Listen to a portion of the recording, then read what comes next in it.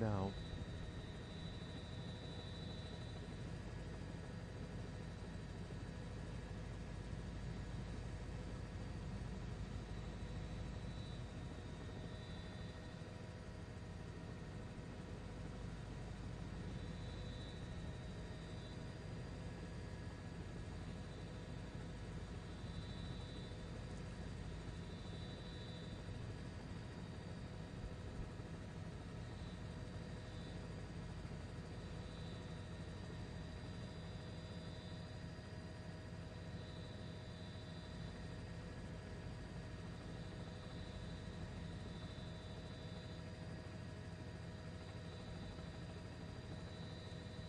Okay.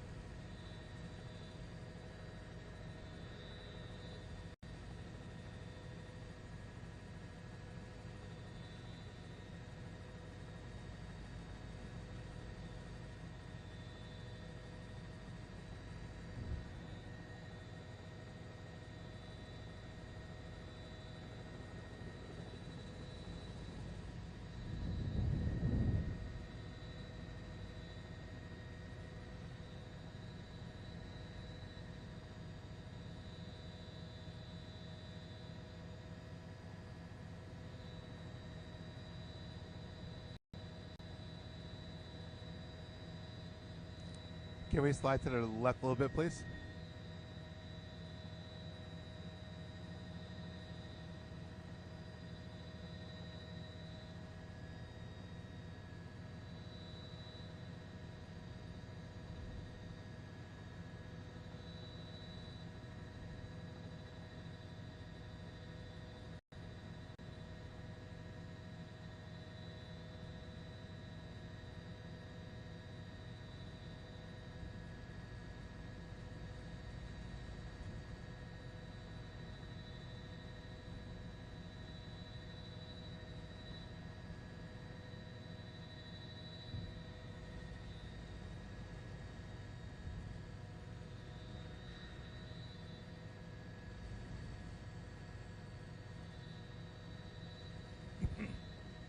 I'm good here.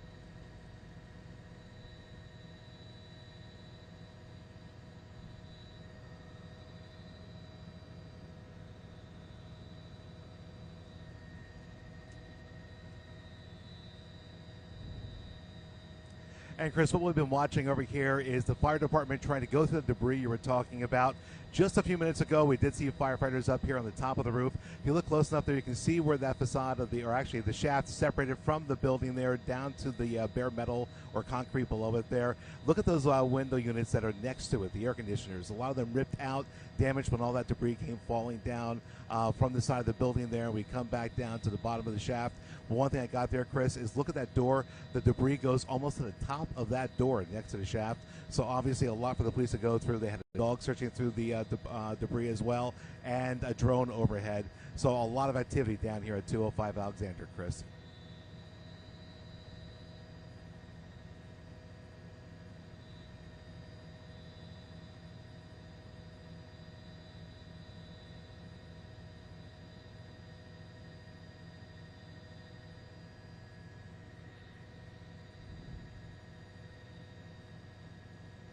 We haven't noticed that necessarily, although I did notice over here where they have the command unit set up, you do see people out here next to where they are standing. It's hard to tell if they're just spectators in the neighborhood trying to see what happened over there or if they're residents. But at this point, there is no word on an evacuation or what happened with the people inside that building.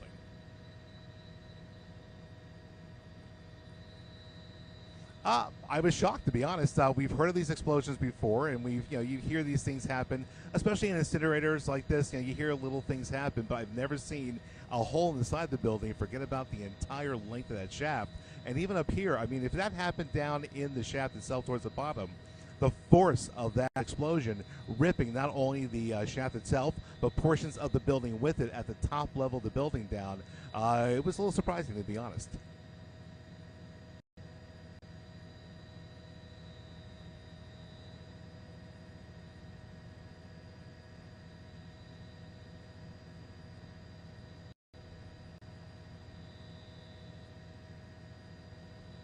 Absolutely. We'll come back over here towards Alexander, East 138th Street. You can see the entire block here just filled with fire department units, fire trucks, and what have you.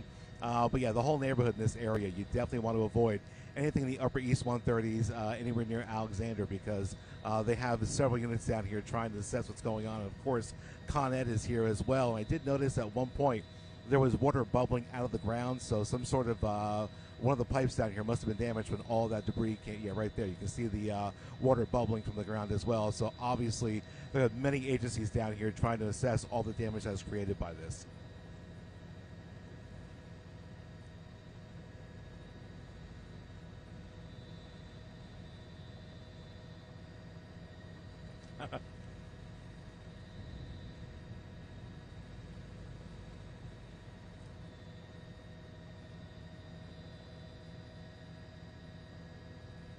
I think it's a very good sign, Chris, because if you look down here, I mean, it is a plaza on the south side there, a walkway. So obviously, you don't know if there was anybody walking through that area at the time of the explosion.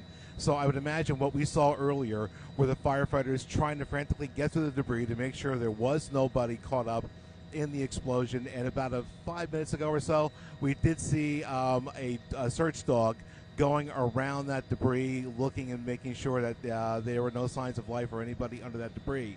And the dog was there, and it left rather quickly. So I believe that is all; those are all good signs that nobody was in the area when the explosion happened.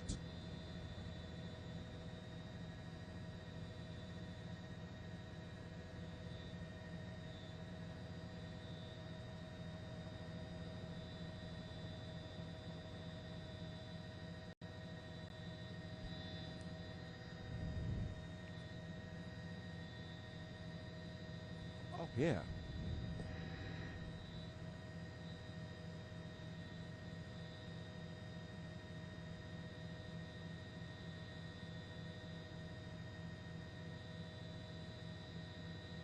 Oh, there's so many different things you think about, Chris, because one, that door, that's probably about 7 feet tall, right? So you got almost 6 feet of debris blocking that door, and that explosion, and again, I'm not an engineer, but it didn't blow inward. I mean, imagine if that had blown inward instead of outward. I'm sure it's designed to be insulated from the rest of the building, but this could have been a much worse situation than what we're looking at now.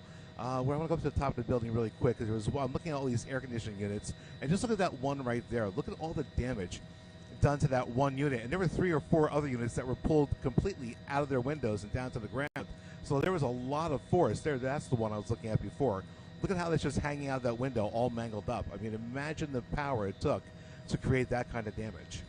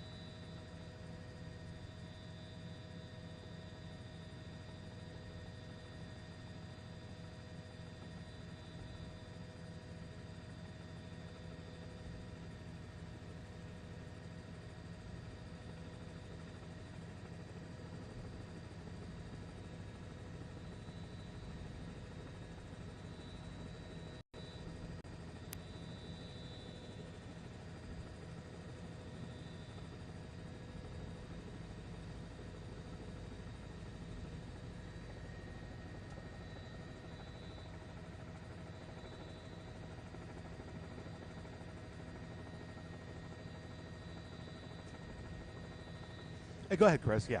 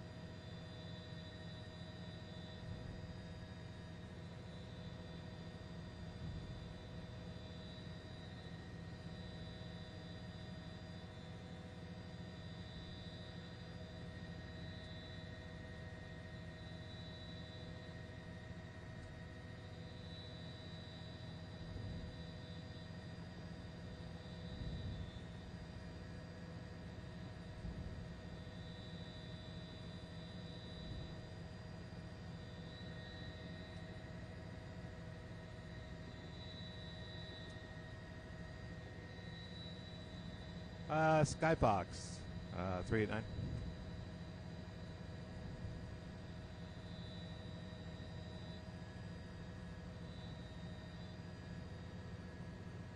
Hey, I'm back over here again. Obviously bouncing around.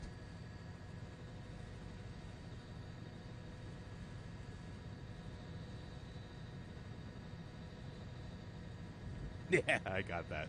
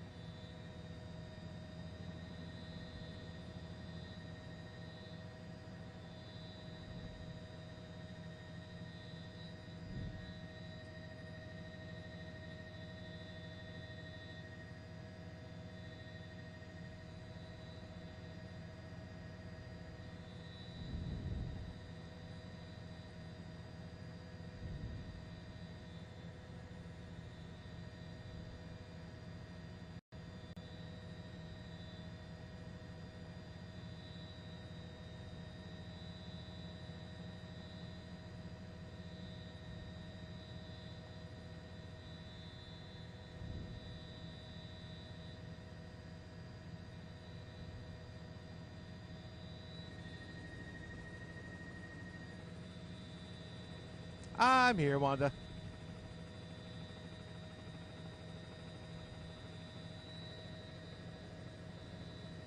I think we can do it. Let me double check. Hey, Chris, we're good for 10 o'clock if I do something at 10, right? I said we're good for the top of 10 o'clock if I do something at 10, right? Okay. Yep, Wanda, that'll work.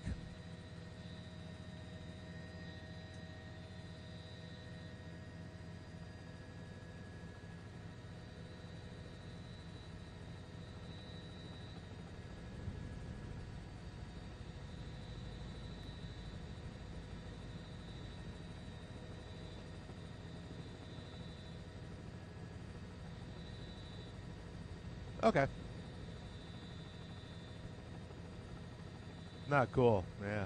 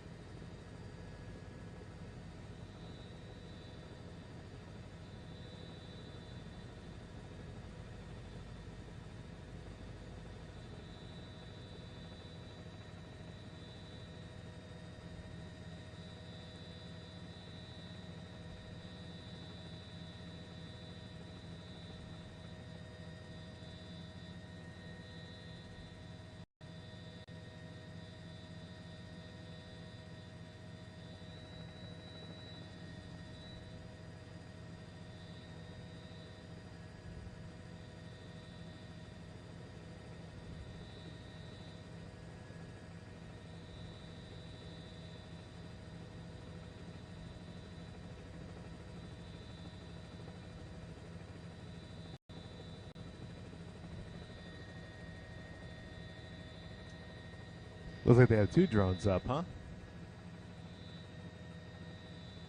Yeah, those are the landing pads for the drones.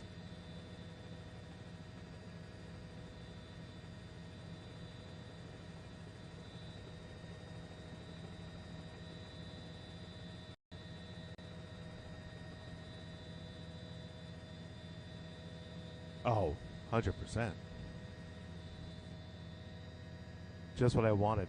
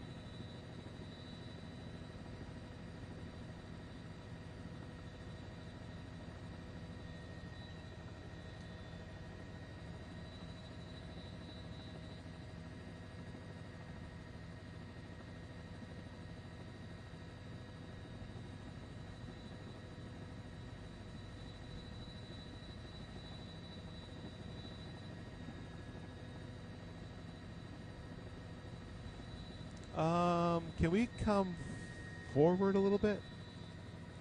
I lost my. I don't want to orbit. I just want to come forward. The tree seems to be blocking. Remember, we were looking at the water that was bubbling out of the ground before? I feel like we drifted backwards. I can't see the water bubbling anymore. So we just come forward a little bit, just so I can see the water bubble.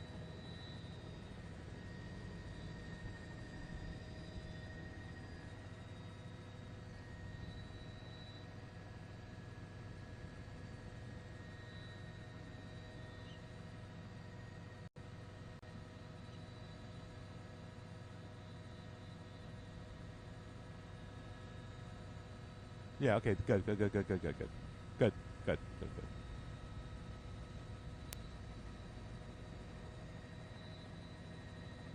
That.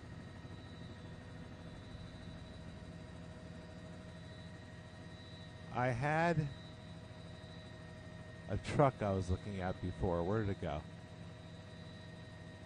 Oh, they must have moved it a little bit more. They had a front end loader from, oh.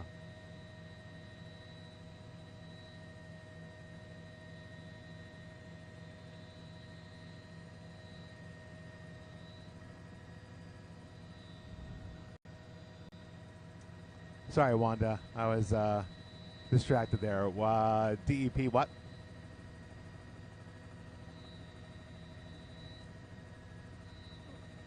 Yep.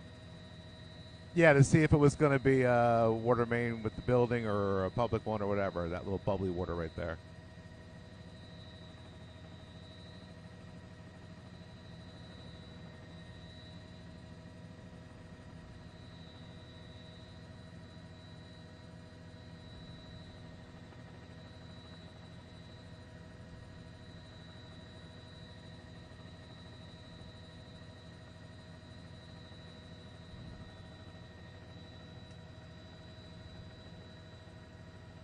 Yep. Copy that.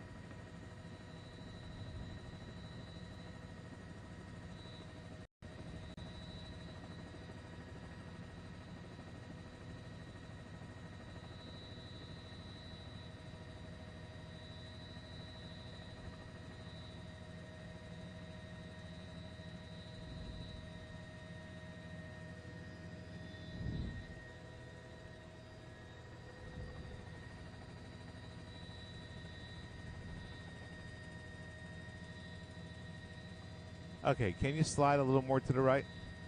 Same position. Yeah, just a little bit to the right, a little bit to the east.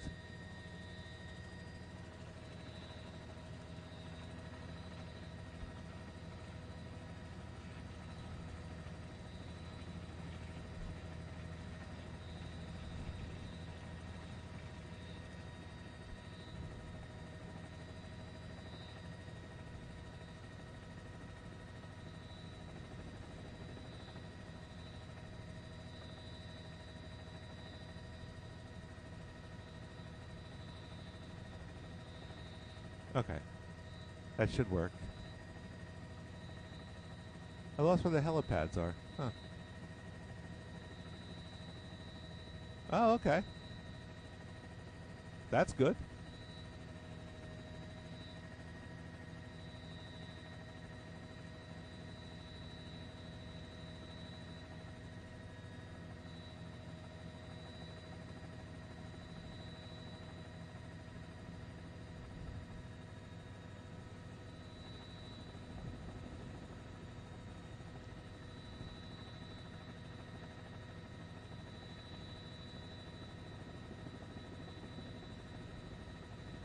And liftoff.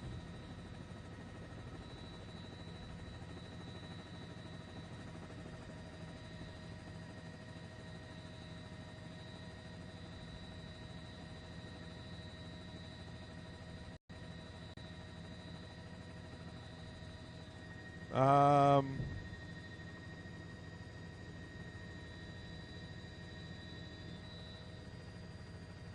that's it's a dumb question. That's in the Bronx, right? 3rd Avenue, 184. We can try. Let me see what our fuel is when we get ready to leave, and I'll see what we can do.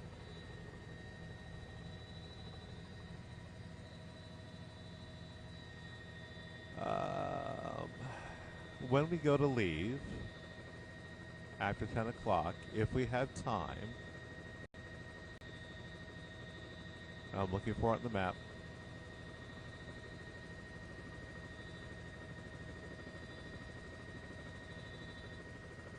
Okay. Before or when we get ready to leave, can we go to the Bronx Zoo? Not right now. When we go to leave after 10 o'clock, we might want to go to the Bronx Zoo and look at a police scene. Okay. I have it on the map. It's just on the over here on the west side of the zoo. Okay.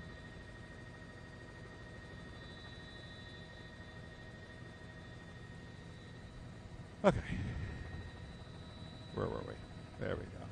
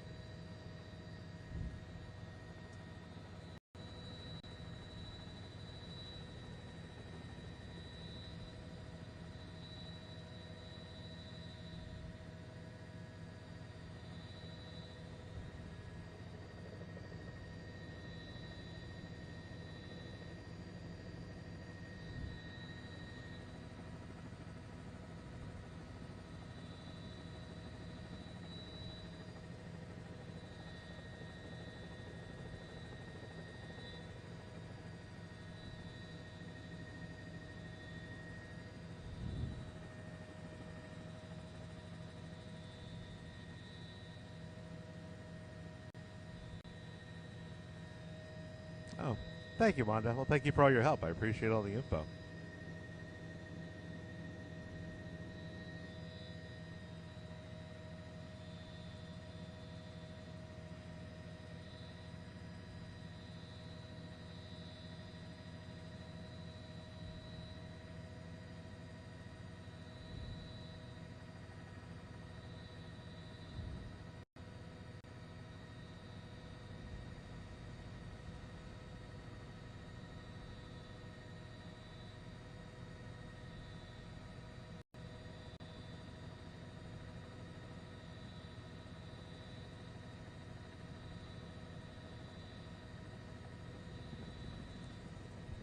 I gotcha. Good morning.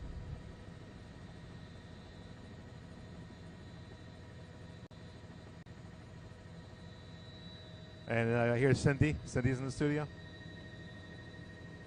Cool. And it's Dan, just so you know. Okay,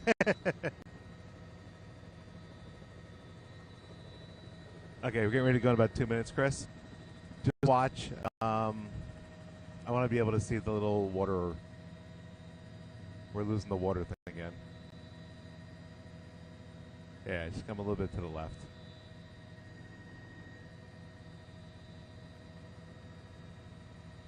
Good, Chris. Okay, I'll keep a shot similar to this.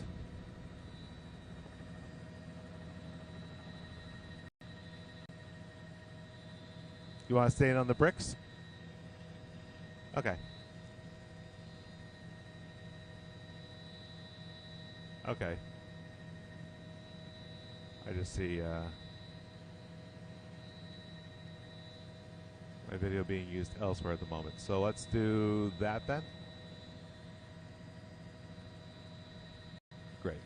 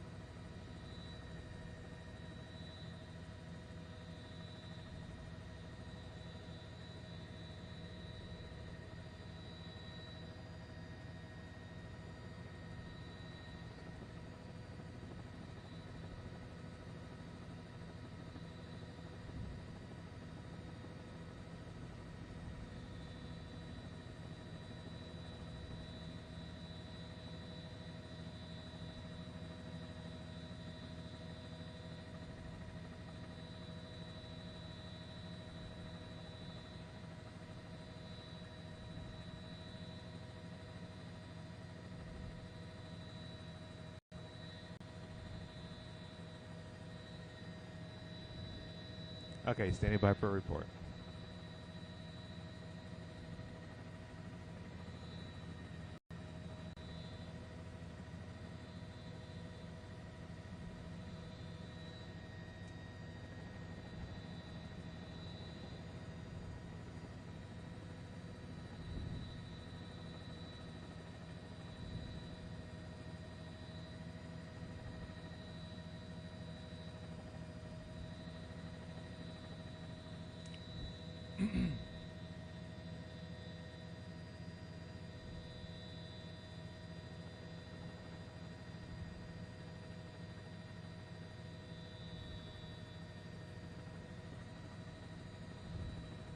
And Cindy, this all happened at around 8:10 this morning. A ventilation shaft, an incinerator on this building here in the Mitchell houses, 204, I believe it is, Alexander Avenue. An explosion inside that shaft separated that 70-foot by 100-foot shaft, from the building down to the ground.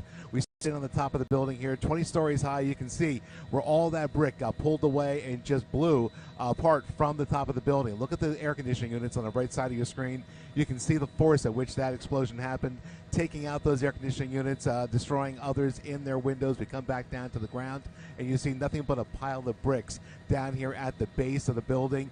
I want you to look at that door that's on the left side of your video there. You got to figure that's about a 7-foot tall door, and the bricks go as high as that door, just about there. there. We look inside, you can see what remains of that unit that was at the base of this shaft down there. And look at the right side of that structure there. You can see 4 layers of bricks that made up that that shaft, and yet all those bricks just blew apart outward into the street below.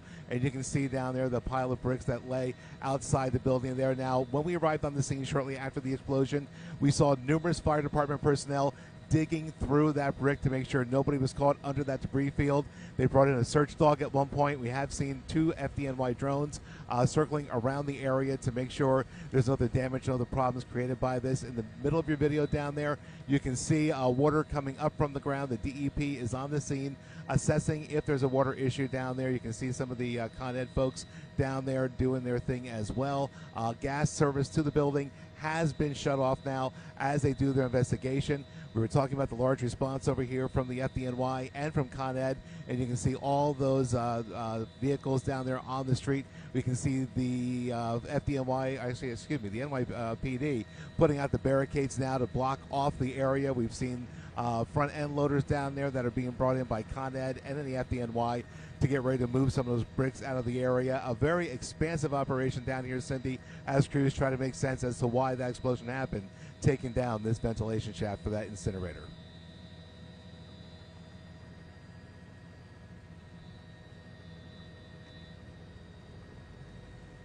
Yeah. Cool.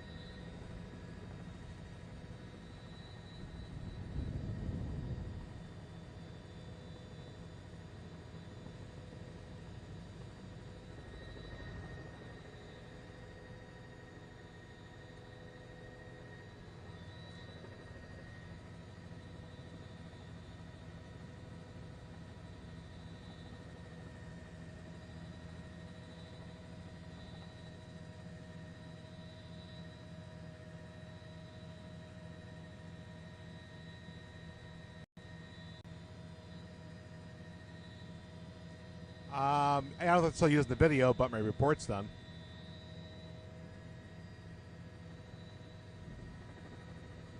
I said I did my report. I just don't know if they're still using video or not. I can't see the stream. Okay. I'm not done yet there, Wanda. Still doing video.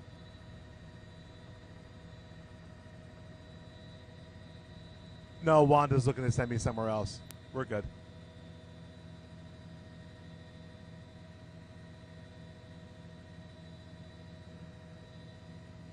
Okay, I think they're still using my video, though, Wanda. I think the stream is still using my video.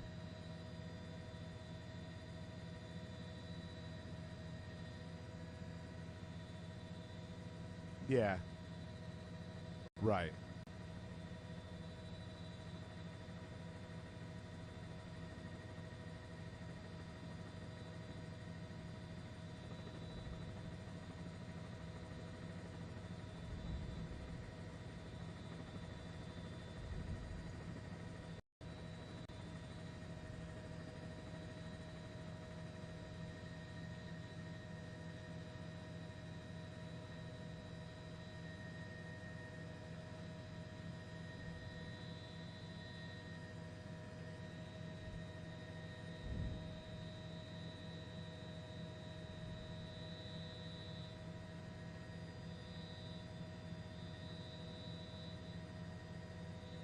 Okay.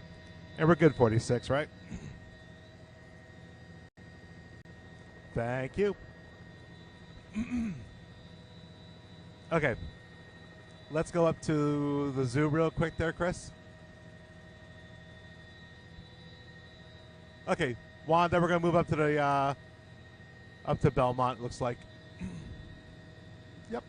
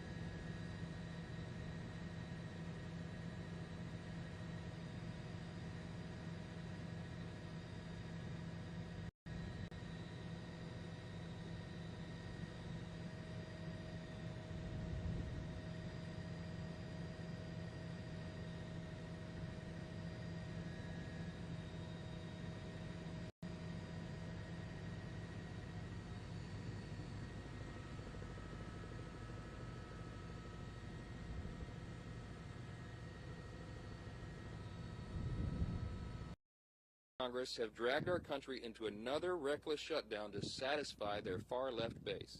That is the truth. Whether or not the government remains open or reopens is entirely up to them. There's still time for Democrats to pass this clean bipartisan bill that's sitting before them, and we encourage our Democrat colleagues to do that. I certainly pray they'll come to their senses soon and do the right and responsible thing. The reason they will have one more opportunity today is because of the sound leadership that is being provided in the U.S. Senate by our colleagues who are standing here with us. This is a joint press conference, as you know, between the leadership, Republican leadership in the House and the Senate. And I'm delighted to yield to my good friend and an extraordinary leader in the Senate, Leader John Thune. All right. Well, thank you, Mr. Speaker, and our House colleagues for doing the work.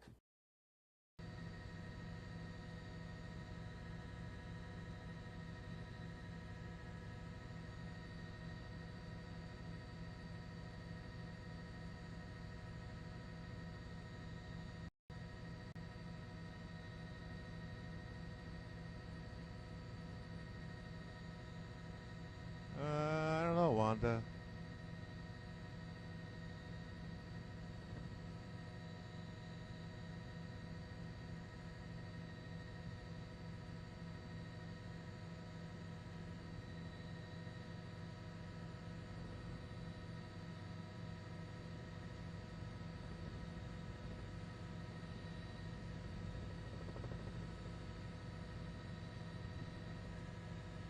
Yeah, that's 3rd Avenue.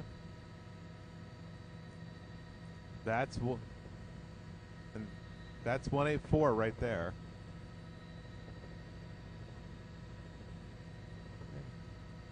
Yeah. Oh yeah, Payomatic. That's probably the bank.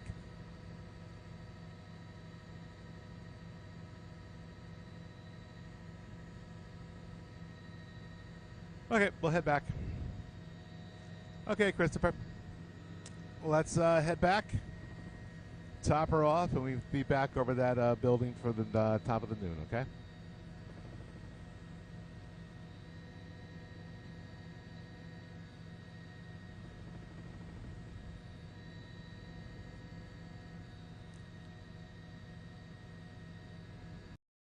The American people.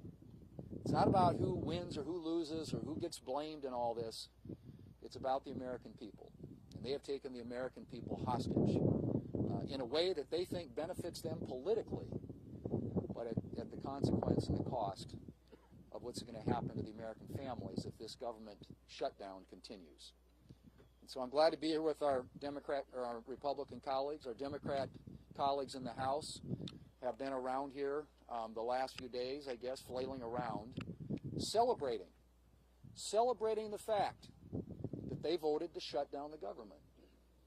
How ironic. Well, this can all end today, folks. It needs to end today. We will continue to work together with our House counterparts, with the President of the United States, to get this government open again on behalf of the American people. Next up is, there he is, the leader. Thank you, Leader Thune. Today marks day one of the Schumer shutdown. As Speaker Johnson pointed out, this didn't need to happen. House Republicans came together weeks ago to prevent a government shutdown. We brought as straightforward of a bill as you can have to say, let's allow government to be funded for another 2 months while we negotiate our differences. Clearly, we have differences with Democrats right now. One of the Democrat leaders confirmed yesterday that Democrats shut the government down to fund health care for illegal aliens. That is no way to hold the American people hostage over some far-left demand. You know, we had an election in November where the country came together and said, let's send to Washington leaders who want to solve problems and get our country back on track. And we've been working feverishly to do that, to get this country back on track, to get the economy moving, to lower inflation, to lower interest rates.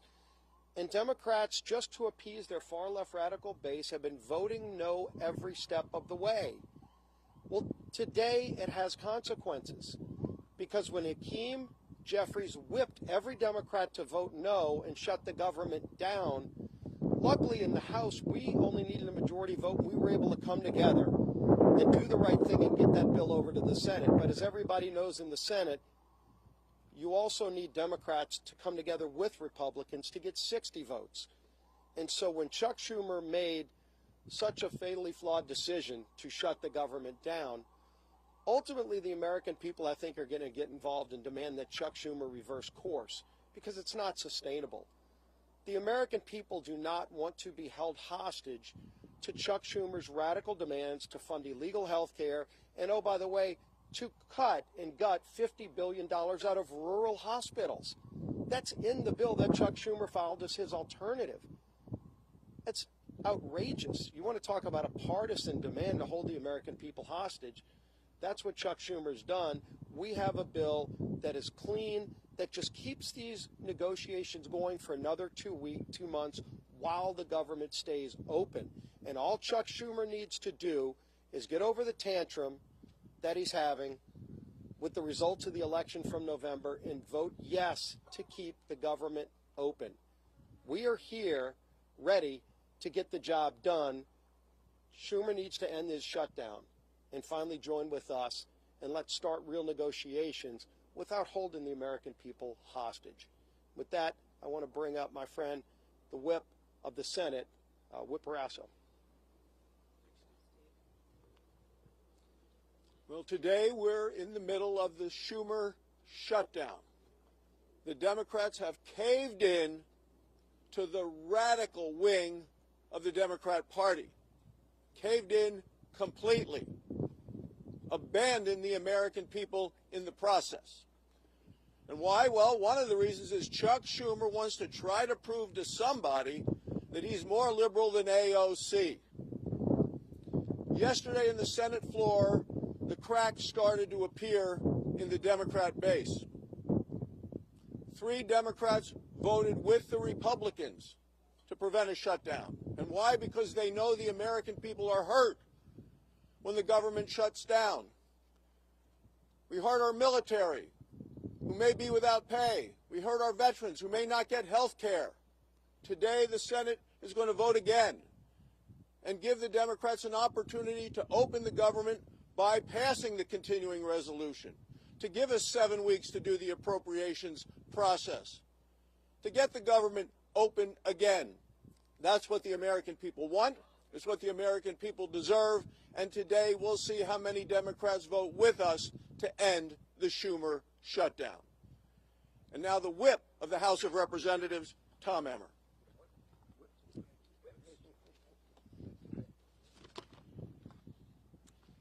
A government shutdown serves no one.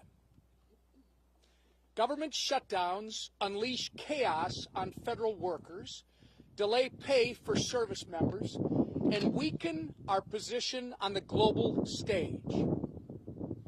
To hold these people hostage instead of just letting them do their jobs is so wrong. These aren't my words. These are the words of congressional Democrats over the last 6 years. I hope that they will listen to their own advice for once. Let's be clear about how we got here. Republicans did our job. We did the right and reasonable thing by passing a nonpartisan, clean CR to keep the government open while we work to return the appropriation process to regular order. The reason the government is shut down this morning is because the Democrats decided they would rather hold our government hostage and issue a $1.5 trillion ransom note of radical demands and then instead of joining us as we try to govern.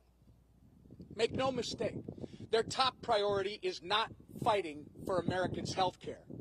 Their top priority is picking a fight with President Trump and scoring political points with their far-left base in the process. The American people aren't fools, however, and they won't be used as pawns in this ridiculous game. To my colleagues on the other side of the aisle, it's not too late. You can still do the responsible thing by passing our clean CR in the Senate and sending it to President Trump's desk immediately. The time for staged photo ops, selfies, and scripted talking points is over. The time for deliberate action is now. And with that, I'm going to turn it over to Chairman Cotton, our honorary Minnesotan. Well, I want to thank Speaker Johnson and House Republicans for doing their job, passing a simple, straightforward funding bill to keep the government open for 7 weeks. But here we are in a Schumer shutdown. And why are we in a Schumer shutdown? I think we all know the answer to that. Because Chuck Schumer is scared of Alexandria Ocasio-Cortez. And Chuck Schumer is scared of his radical left-wing base. That's why we're in the Schumer shutdown. How do we get out of it? Again, let's be clear. As President Trump, Speaker Johnson, and Senator Thune have been, the Democrats need to pass the House's 7-week funding bill. Until then, there's nothing to negotiate. There's no compromises to be had. There's no games. There's no back channels. There's another vote today in the Senate. And Senate Democrats will hopefully do the right thing. And if they don't today, then they'll have another chance later this week and next week and as long as it takes until the Senate passes the House bill. That's the way we will end this needless Schumer shutdown. I now welcome Chairwoman McClain. Well, good morning, everybody. Let me put this as plainly as I can. House Republicans voted to keep the government open with a clean CR. Period. End of conversations. No gimmicks, no partisan demands, and yet all but one House Democrat voted no. All but one voted to shut our government down. And why?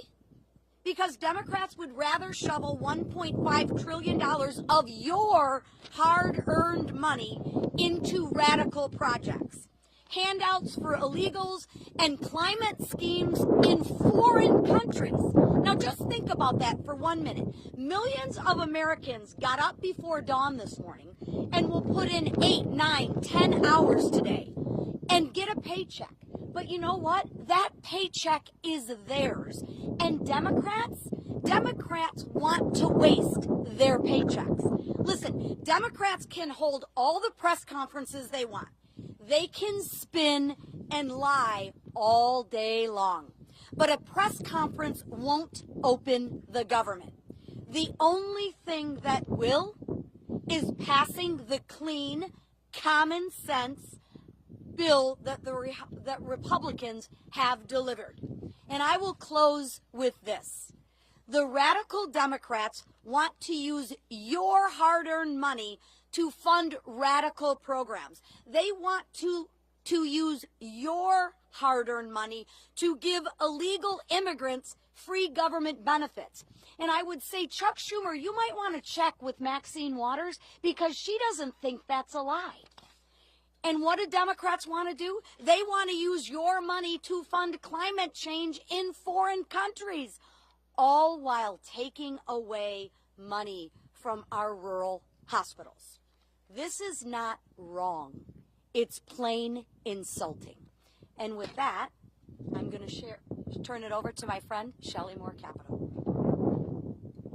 Well, I'm the cleanup hitter here, and a privilege to be here with the leadership of the House, the Speaker, and others, and the leadership here in the Senate. The resounding theme that I've heard today is hijack and hostage. The American people are being held hostage, and the process has been totally hijacked. We've heard repeatedly how simple, how nonpartisan, how easy the bill that Leader Thune has shown us today in terms of keeping the government open, how easy that is to vote for, to give us the 7 weeks while we work out our differences. But not only am I on leadership, I'm also on the Senate Appropriations Committee. The process of appropriating has been hijacked. And that's fine for the Democrats, because last year Chuck Schumer did not put one single appropriations bill on the Senate floor. Our leader has put 3 on the Senate floor, and our committee has passed 8 bills out of appropriations. That's the process. to get the will of the American people, where their priorities are, where they want to see us as a nation go with spending their hard-earned tax dollars. So while we have held hostage the American people to keep them from doing things that they like touring the Capitol or accessing benefits or the services that are provided by our federal government, they've also hijacked a process that we need to have in order to demonstrate to the American people what we promised them in this election and what President Trump promised them. We're going to go back to regular order. We're going to appropriate the dollars. We're going to be fully transparent. And we're not going to ride on some continuing resolution that spends like President Biden wanted to spend. We're going to put our own imprint on this for the American people. That's what they wanted when they voted us in, and that's what we want to give them. Thank you. I want to thank all the senators for being here with us and the House leadership team. These folks have worked very hard. I really appreciate that context that Chairwoman Moore Capito just added here, reminding everyone that this has been a bipartisan process. The appropriators are doing their work. Republicans are in charge of Congress in both chambers, and we are returning the work of Congress back to regular order. But it takes time to do that. We have to rebuild muscle memory. As noted, Chuck Schumer didn't do that process at all. And so it's hard work. It takes a lot of time on the calendar, and all we're asking for is a little extra time. We took the liberty this morning to play the highlight reel of everything our Democrat colleagues have said for the last several decades about shutdowns. Use their own words. We'll roll that out. It'll be in the hallway for you later today. You can see that as well. To remind everyone that they always said that shutting the government down would be dangerous, destructive, selfish, and irresponsible. And suddenly now they've changed their tune. Don't buy it. The American people are not buying it. Chuck Schumer was reminded of a New York Times poll that came out yesterday. 65% of respondents are saying to the Democrats, do not shut the government down if you don't get what you want. I think that number is going to rise dramatically as the pain increases, and it is the pain that they have caused. We'll take a few questions.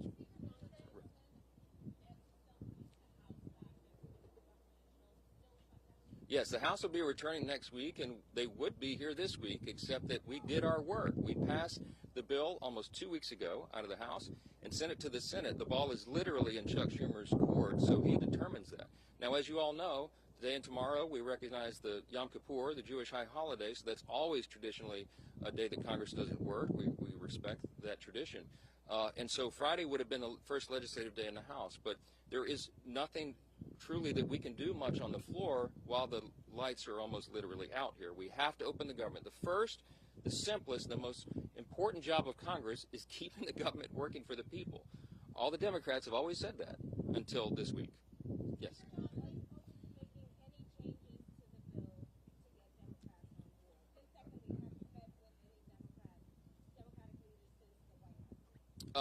Well, I don't know. I've talked to one of them on the phone, okay? We have open dialogue all the time, but here's the simple fact. There isn't anything we can do to make this bill any better for them. We literally did not put one single partisan provision in the bill. There's no policy writers, there's no gimmicks and no tricks. Now, we could have done that. I had a lot of colleagues that wanted us to load this up with our priorities, but the leaders decided that we should do this in good faith, simply to buy more time, again, for the appropriations process to work. That's all this is. So there's nothing to negotiate. There's nothing that we can pull out of this bill to make it any leaner or cleaner than it is. It's absolutely sparkling clean, and it's only 24 pages long, okay? We're carrying it around as an exhibit. You've all read it, I hope. Everybody can read this. It's very, very simple, and there's not much more to it. Yes, sir. Yes, sir. Yes.